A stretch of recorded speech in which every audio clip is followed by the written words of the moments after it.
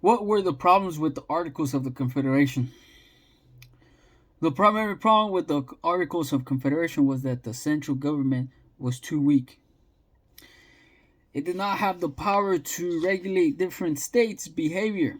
The commerce interests of the various states often were not aligned, and the central government could not resolve these disputes. Under the Articles of Confederation, the Confederation Congress could not force state governments to raise monies for the federal government, but had to depend on them to supply it voluntarily. The Confederation Congress could declare war, but it could not raise an army. The states had to do that.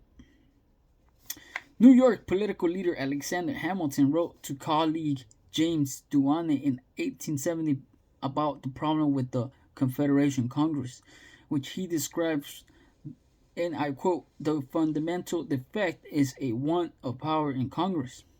Quotation mark.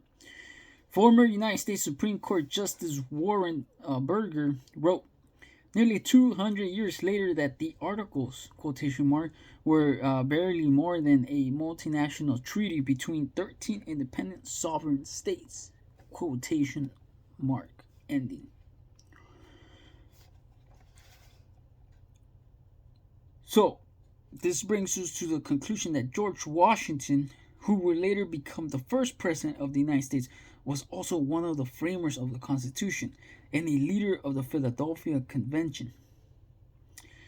Now, who were some of the leaders of the Philadelphia Convention of 1787?